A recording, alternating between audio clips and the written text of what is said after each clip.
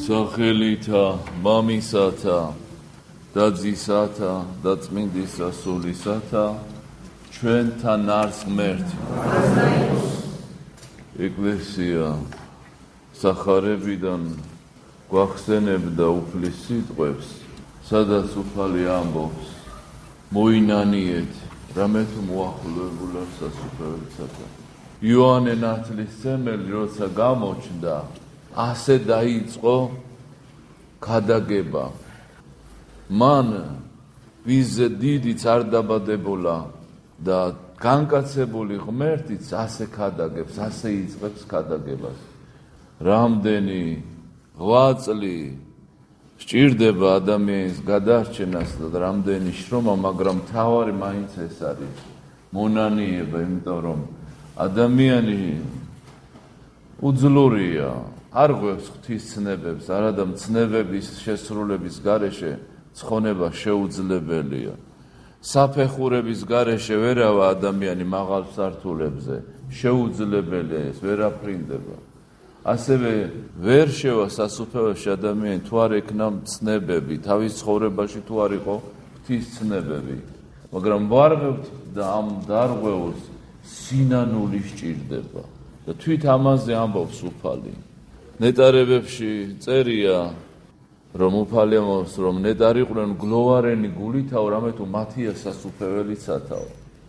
და აი დღეს წავიკითხეთ მეორე სახარება და მეათე მუხლში, ბოლო მუხლში ამ სახარებისა ეწერა, რომ უფალი ამბობს, რომ მოვიდაო ძე კაცისა, მოძიება და ცხოვრება წარწმედულისა.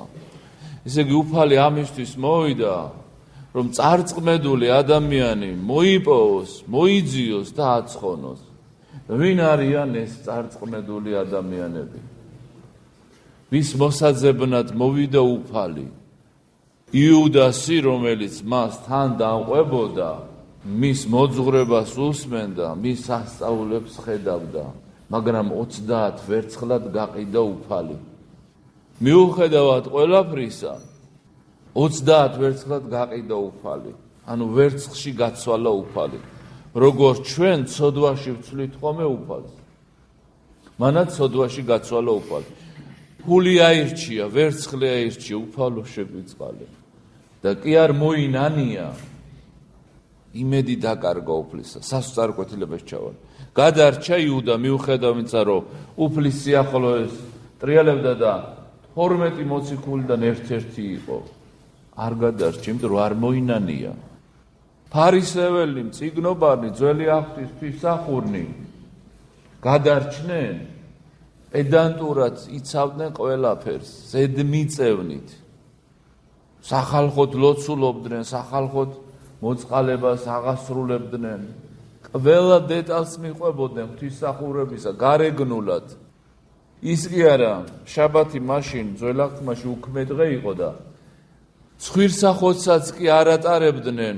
ესო დღეს შაბათიაო და ტვირთად ითვლებაო და შაბათის დარღვევაში ჩაგვეთვლებაო. უკვე ესე იგი უკიდურესობაში იყვნენ გადასულები, რომ ზედმიწევნით პედანტურად აესრულებინათ ცნებები, მაგრამ ეს იყო მკვდარი და უსიცოცხლო და უსიყვარულო. უფალს ეწინააღმდეგებოდნენ, უფალს გმობდნენ. ღმერთი არ მიიღეს ამ ყველაფერს, თითქოს ღმერთისთვის ასრულებდნენ და ღმერთი არ მიიღეს. ხშირად შეიძლება გარეგნულს გადაყვეს ადამიანი და მთავარი დაკარგოს. აი როგორც მათ დაკარგეს, გარეგნულ მათ უარა. ადამიანები რო ფარისევლობ, მსახიობობ, ადამიანი ერთია და გარეგნულად კარგ ადამიანს თამაშობს. და ფარდის უკან რა გასრულა მის გულში და ფიქრებში რა ხდება, მისი ცხოვრება იცის უფალმა და გადარჩნენ ესენი. არ გადარჩნენ. უფალი ეუბნება მათ, რომ ფარისევლებს, წიგნობრებს, რომ მეძავნი, ცოდვილნი, მეზვერენი მრუშნი თქვენზე წინ დადგებიან სასუფეველში. ჰეროდეს ამხილებდა იოანე ნათლისმცემელი, ასწავლიდა და კი არ მოусმინა, შეიპყრო. საპყრობილეს წაიყვანა, იმიტომ რომ ძმის ცოლი ყავდა ცოლად. ჩადიოდაო და უსმენდაო. ხდებოდა რაღაცა დიდი ადამიანი იყო იოანე ნათლისმცემელი. შეიძლება რაღაცებს ითვალისწინებდა მისას. აი ჩვენ რომ ზოგიერთ რამეს ვითვალისწინებთ უფლის სიტყვისას და ზოგიერთ არ ვითვალისწინებთ. რაღაცა მისაღებია ადამიანისთვის უფლისაგან და რაღაცა არა. ისიც ითვალისწინებდა რაღაცებს, ჩადიოდა და უსმენდა, საპყრობილეს ჩადიოდა. მაგრამ მთავარი რაც უთხრა, რომ შენი ძმის ცოლი ცოლად არ უნდა ყავდესო, ვერ მიატოვა. რა მოვიდა ჰეროდეს? წარე სიკვდილით მოკვდა, წარწყმდა. ისე გარდა უფალი ამბობს, რომ მოვედიო, მოძიება და ცხოვრება წარწყმედულისო, და აბა ვისთვის მოვიდა უფალი? ვინ არის ეს წარწყმედული, ვის გადასარჩენადაც მოვიდა უფალი? ის ვინცო მამები ამბობენ, ხვდება რომ ყოველ წუთს და წამს ცოდავს, ან სიტყვით, ან ფიქრით, ან აზრით, ან ქმედებით. ცოდვილად რომ მიაჩნია საკუთარი თავი და ამას რომ ნანობს, ამაზე არის საუბარი. აი ამ წარწყმედულებისთვის მოვიდა უფალი, ვინც ნანობს თავის მდგომარეობას.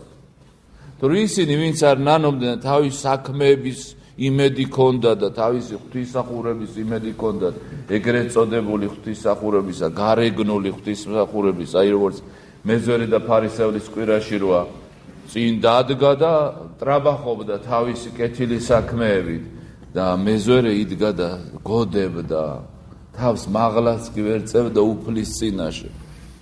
იყვნენ მამები, ცა არ იცოდნენ როგორი იყო და ტაძრის გუმბათები თავს მაღლა არ წევდნენ. დღეს როგორი კადნიერი და თავხედია ადამიანი, როგორც ეს ფარისეველი, თავის საქმეების იმედი რო ქონდა და არც ერთი მის საქმე არ იყო შეწირული.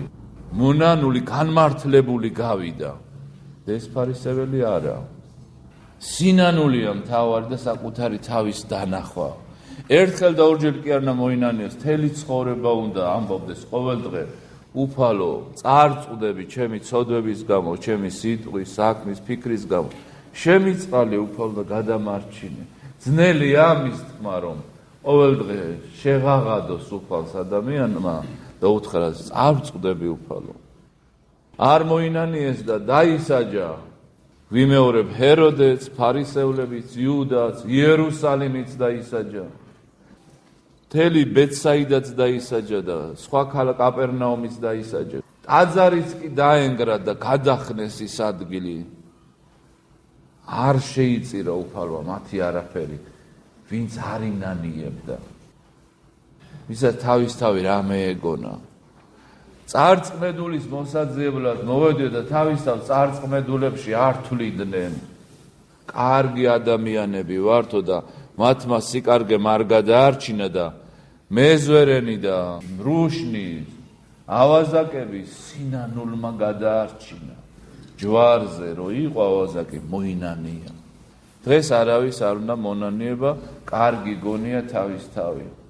კი არ უნდა დამალოს თავისთავი და ფარისეულად კარგი კი არ უნდა ვაჩვენოთ აღსარების დროს, როცა უფალი შენ და მოძღვარი ხარ, იქაც კი ფარისეველი, იქაც კი მატყუარა.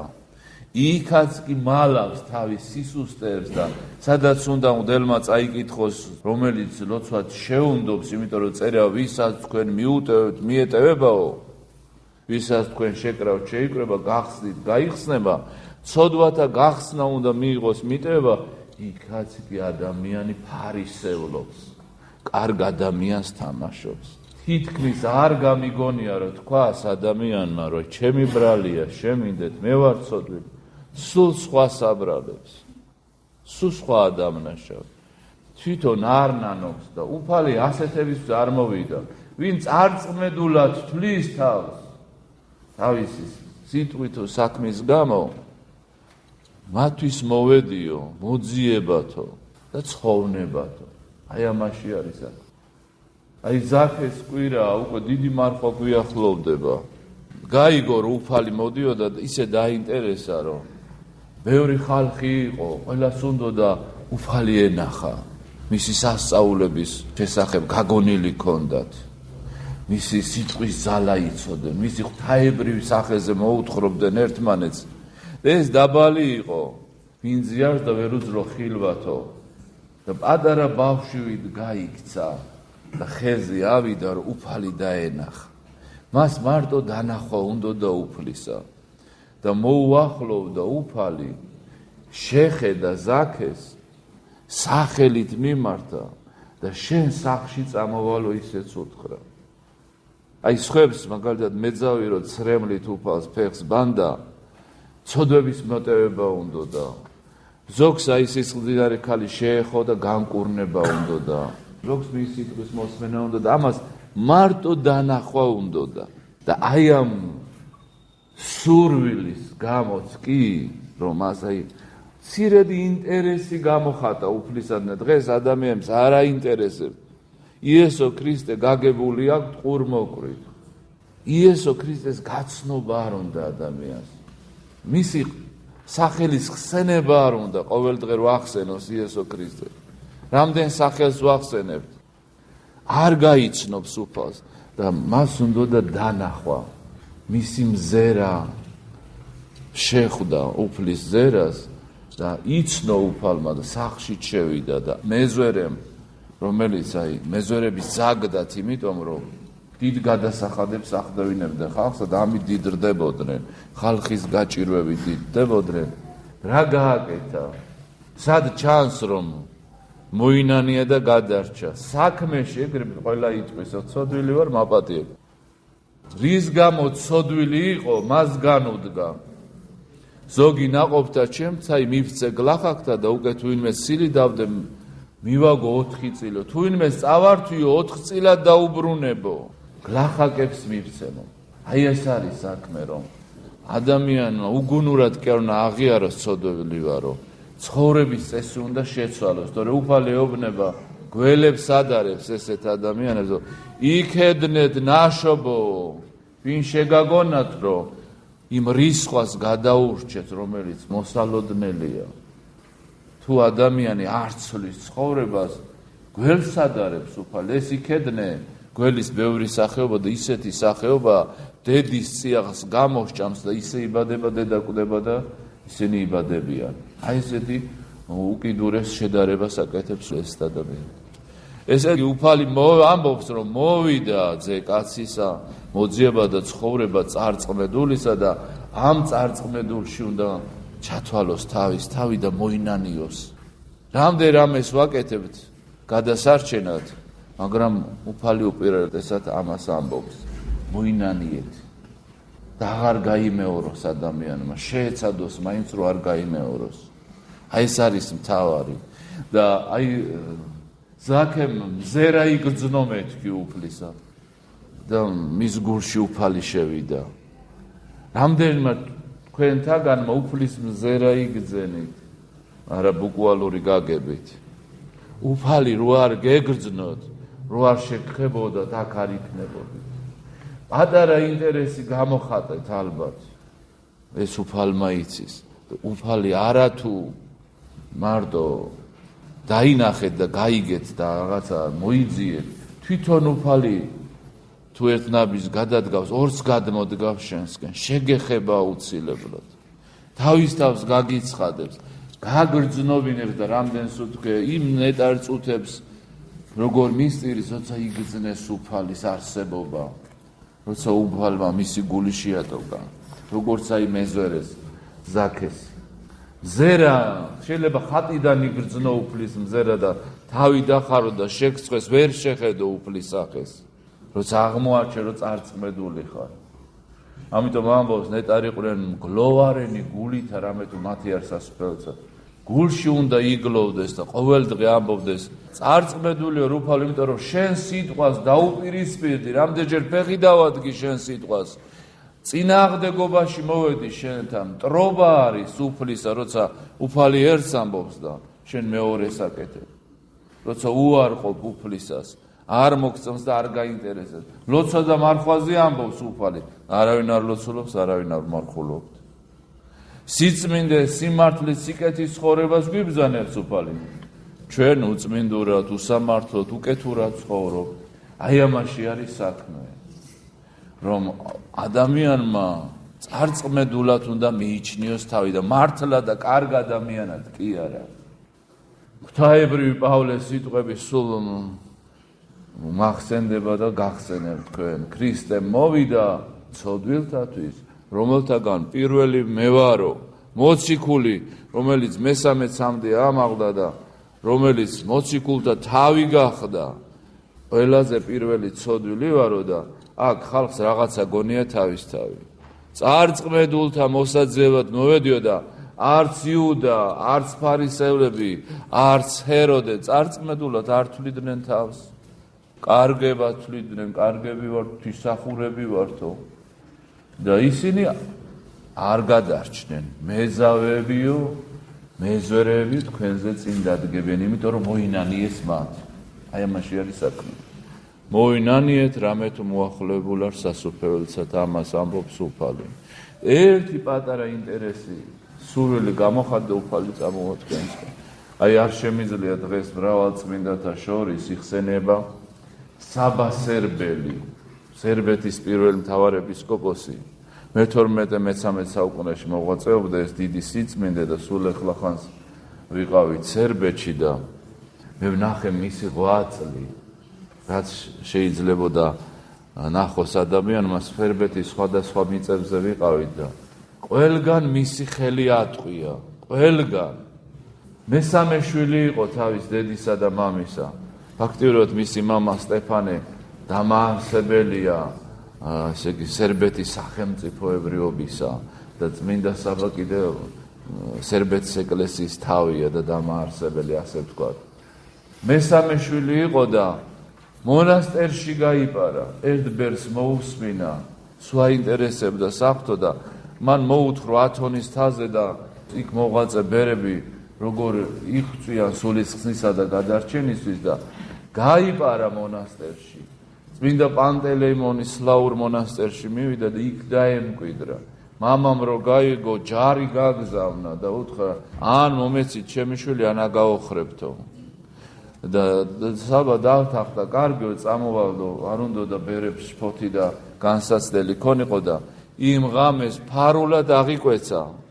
ბერა და მამას გაუგზავნა თავისი მოკვეცილი თმა, თავისი კვართი და წერილი და უთხრა, მე აღარა ვარ ის, ვინც ვიყავ, ეხლა ვარ საბა, ეხლა მქვია საბა, ვარ უფლისა, უფალს მეკუთვნა.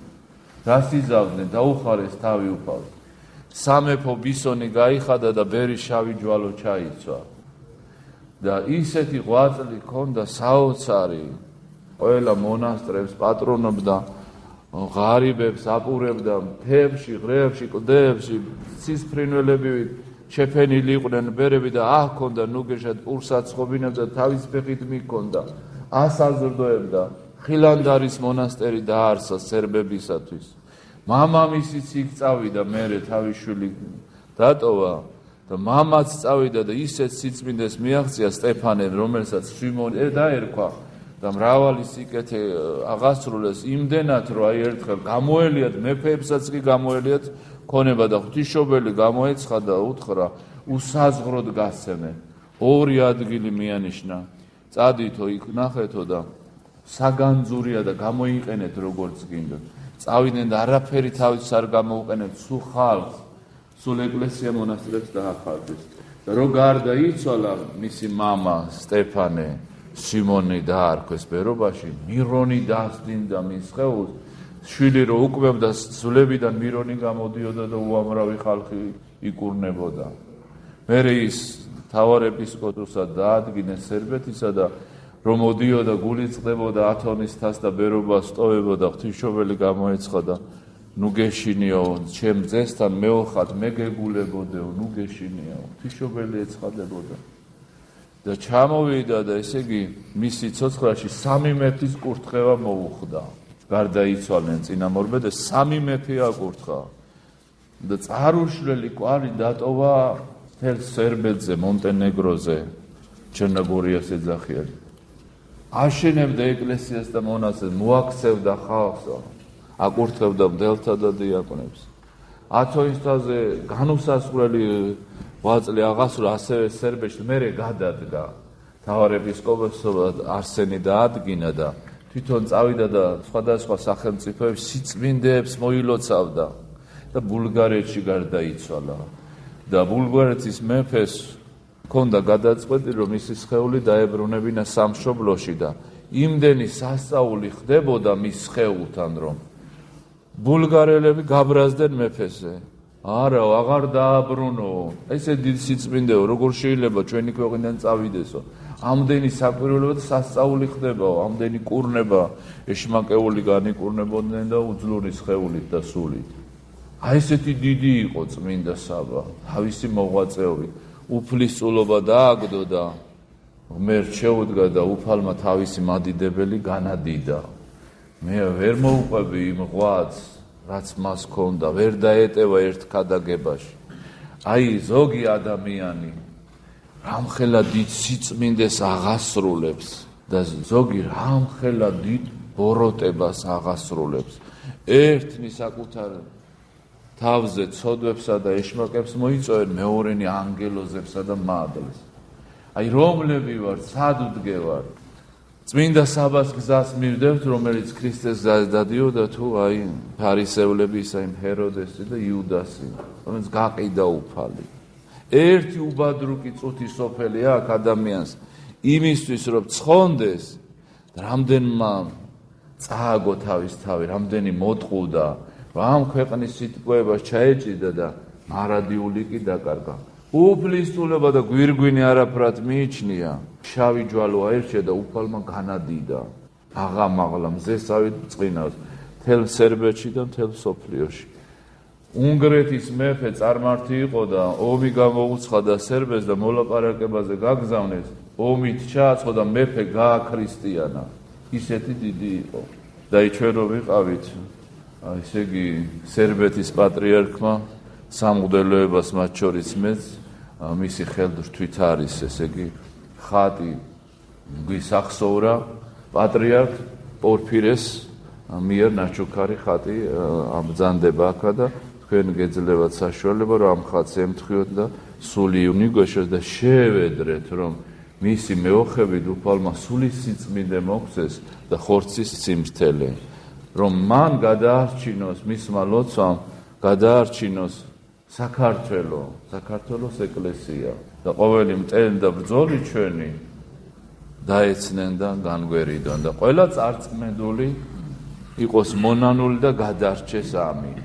შეგახსენებთ, რომ შაბათს არის თამარობა და პარასკევს ვილოცავთ და შაბათს განვადიდებთ წმინდა თამარს. აი მახსენდებოდა, სადაც უნდა წახვიდე საქართველოს რომელ კუთხეშიც უნდა წახვიდე, რაღა თამარისეულია იქ, ან ხიდი, ან ეკლესია, ან ციხეა. აი სერბეთში რო დავდიოდი, სად არ წავედით? სულ ამბობდნენ, ეს წმინდა საბამ გააკეთა, ეს წმინდა საბა, ეს წმინდა საბა. დიდი ადამიანები იყვნენ. ადამიანს ხანდახან საკუთარი ვერ მოუწესრიგებია შინაგანი, არათუ ოჯახი და ირგვლივ. საკუთარი შინაგანი ვერ მოუწესრიგებია, თავის ცხოვრების წესი ვერ დაგვიწყვია და მან მთელი სახელმწიფო დააწყვეს, გამართეს და ქრისტეს მიართვეს და ქრისტეს შეზინეს და ქრისტეს აზიარეს ეს ხალხი. წმინდა თამარი, წმინდა საბა შეგეწიოს თქვენა და საქართველოს. ყველა